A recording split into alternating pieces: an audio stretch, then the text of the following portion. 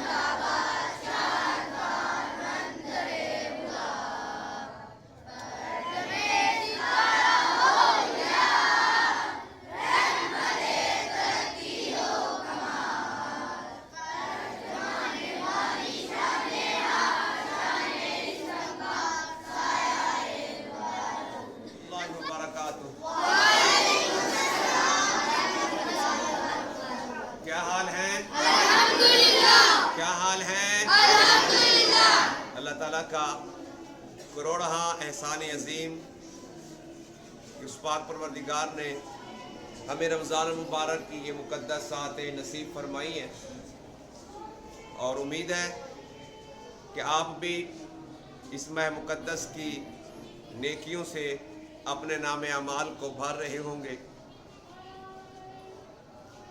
اللہ تعالیٰ کے پاک کلام قرآن مجید فرقان حمید میں بارہا والدین کے ساتھ حسن سلوک کا حکم دیا گیا۔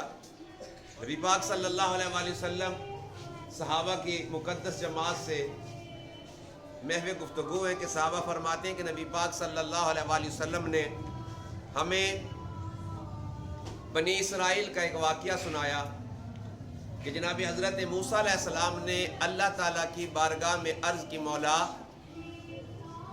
مجھے اس شخص سے اس دنیا میں ملاقات کرنی ہے جو جنت میں میرا ہمسایہ ہوگا، جنت میں میرا پڑوسی ہوگا، جنت میں میرا رفیق ہوگا۔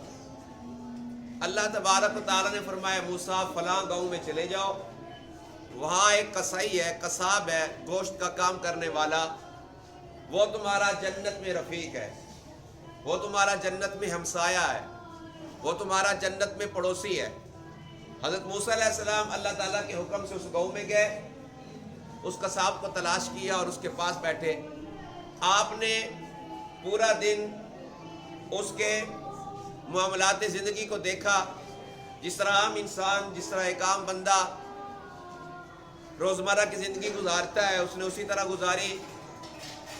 سودا جو اس کا گوشت کا تھا اسے فروخت کیا، سامان سمیٹا اور گھر کی طرف چل پڑا۔ تو حضرت موسیٰ علیہ السلام نے اسے کہا کہ میں آج رات آپ کا مہمان بننا چاہتا ہوں، کیونکہ حضرت موسیٰ علیہ السلام دیکھنا چاہتے تھے کہ ایسا کون سا عمل ہے جس کی وجہ سے رب تبارک و تعالیٰ نے اسے میرا رفیق بنایا ہے۔ وہ نبی پاک صلی اللہ علیہ وسلم فرماتے ہیں کہ حضرت موسیٰ علیہ السلام اس کے گھر مہمان ٹھہرے، اور جب کھانے کا وقت ہوا تو اس کسائی نے دسترخوان لگایا اور اس پہ کھانا لگایا، اور پھر حضرت موسیٰ علیہ السلام کو دعوت دی کہ آپ میرے ساتھ بیٹھیں اور کھانا کھائیں۔ حضرت موسیٰ علیہ السلام نے دیکھا کہ کھانے کے دوران اس نے ایک تھیلا اپنے قریب رکھا، ایک لقمہ چباتا اسے نرم کرتا، اس تھیلے کے اندر ڈال دیتا، دوسرا لقمہ چباتا اسے نرم کرتا، پھر اس تھیلے کے اندر ڈال دیتا، اور تیسرا لقمہ خود کھا لیتا۔ حضرت موسیٰ علیہ السلام حیران تھے کہ آخر ایسی کون سی چیز اس تھیلے کے اندر ہے، اس منگوڑے کے اندر ہے کہ دروازے پہ دستک ہوئی۔ وہ قصاب اٹھ کر دروازے کی طرف گیا، حضرت موسیٰ علیہ السلام نے اس تھیلے کو، اس پنگوڑے کو کھول کے دیکھا تو دیکھتے ہیں کہ ایک ضعیف العمر دو مرد اور عورت ہیں۔ بڑی حیرانی ہوئی، پھر اسی طرح اس پنگوڑے کو رکھ کے بیٹھ گئے۔ وہ قصائی جب واپس آیا اس نے نرم کیا لقمہ اور ڈالنے لگا اس میں، تو پھر حضرت موسیٰ علیہ السلام کی طرف دیکھ کر کہا کیا آپ اللہ کے نبی حضرت موسیٰ علیہ السلام ہیں؟ تو حضرت موسیٰ علیہ السلام نے کہا ہاں میں موسیٰ علیہ السلام ہوں، اللہ کا نبی ہوں، لیکن تمہیں کیسے پتا چلا کہ میں موسیٰ علیہ السلام ہوں؟ کیونکہ میں نے اپنا تعارف تجھے نبی کا نہیں کرایا۔ تو اس قصاب نے، اس قصائی نے کہا کہ میری ماں دعا کیا کرتی تھی کہ اے اللہ میرے بیٹے کو حضرت موسیٰ علیہ السلام کا جنت میں رفیق بنا دے، اور میرا باپ یہ دعا کیا کرتا تھا کہ ہمیں اس وقت تک اے اللہ موت نہ دینا جب تک تیرے نبی حضرت موسیٰ علیہ السلام کو ہم دیکھ نہ لے۔ تو میں جب واپس پلٹا اور اس تھیلے میں دیکھا تو دونوں کی روحیں کف انصری سے پرواز کر گئی تھیں، دونوں فوت ہو گئے تھے۔ تو مجھے یقین ہو گیا کہ میرے جانے کے بعد آپ نے اس پنگوڑے میں، اس تھیلے میں دیکھا ہوگا، آپ کی زیارت کر کے دونوں کو موت آ گئی ہے۔ تو اب ایک تو پتہ چلا کہ آپ موسیٰ علیہ السلام ہیں، تو میرے باپ کی دعا تو قبول ہو گئی کہ یا اللہ اس وقت تک ہمیں موت نہ دینا جب تک ہم موسیٰ علیہ السلام کو دیکھ نہ لیں۔ تو حضرت موسیٰ علیہ السلام نے کہا کہ تمہاری ماں کی دعا بھی قبول ہو گئی، کیونکہ میں نے اللہ سے دعا کی مولا مجھے اس شخص سے ملاقات کرا دے جو جنت میں میرا رفیق ہوگا، ہمسایہ ہوگا۔ تو میں تجھے اس نیت سے ملنے آیا ہوں، اس غرض سے ملنے آیا ہوں کہ تجھے دیکھوں تو صحیح، تمہارا کام دیکھو تو صحیح کہ ایسا کون سا عمل ہے کہ جس کی وجہ سے رب تبارک و تعالیٰ نے تجھے میرا رفیق بنایا ہے۔ تو دیکھیں نبی پاک صلی اللہ علیہ وآلہ وسلم نے بنی اسرائیل کی یہ بات اپنے صحابہ کو سنائی، اور ہمارے لیے اس میں سبق ہے کہ اگر ہم اپنے والدین کے ساتھ حسن سلوک کریں، والدین کا کہا مانیں، والدین کی گستاخی نہ کریں، تو رب تبارک و تعالیٰ ہمیں نبیوں کا جنت میں رفیق بنا دیتا ہے۔ کتنی والدین کے ساتھ حسن سلوک کرے گا، والدین کی جی میں جی ملائے گا، رب کے قرآن پہ عمل کرتے ہوئے ان کو کبھی اف تک نہیں کہے گا، تو پھر رب تبارک و تعالی ہمیں جنت میں اپنے نبیوں کا رفیق رفیق عزت کرے، ان کا کہا مانے، تاکہ ہم اس معاشرے میں ایک بہتر فرد بن کر زندگی گزار سکیں۔ اللہ تعالی ہمیں عمل کی توفیق دے، آمین الہی آمین۔ اللہم صلی علی سیدنا مولانا محمد وعلی آل سیدنا و مولانا محمد مبارک وسلم۔ ربنا آتنا فی الدنیا حسنۃ وفی الآخرۃ حسنۃ وقنا عذاب النار۔ رب زدنی علما، رب زدنی علما، رب زدنی علما نافعا۔ یا اللہ ہمارے اس ادارے کو اور اس ادارے کے اندر جتنے بھی ٹیچرز اساتذہ پڑھا رہے ہیں مولا، انہیں اپنا حفظ و امان عطا فرما۔ اول خیر، آخر خیر، ظاہر خیر، باطن خیر، وصلی اللہ تعالی علی خیر خلقہ اس کے لیے جو قاری صاحب آپ کو سمجھاتے ہیں، جو ڈیلی آپ کو وہ بیان میں بتاتے ہیں، اس پہ عمل کرنے کی کوشش کریں۔ اپنے والدین کی فرمانبرداری اور اساتذہ کی عزت۔ اگر زندگی میں کامیاب ہونا ہے نا، اور کامیابی کی سب سے مین سیڑھیاں یہی ہیں، جس نے اپنے ماں باپ کی قدر کی اور اساتذہ کی قدر کی، وہ زندگی میں بھی کامیاب اور آخرت میں بھی کامیاب ہے۔ اور کوشش کیا کریں جو ہمارے قاری صاحب آپ کو ڈیلی بلا ناغہ آپ کو کسی بھی موضوع پہ بیان کرتے ہیں، آپ سنتے ہیں، بیٹا اس پہ عمل کرنے کی کوشش کریں۔ بہت شکریہ، اللہ ہم سب کا حامی و ناصر ہو۔ شکریہ، تھینک یو۔ چلو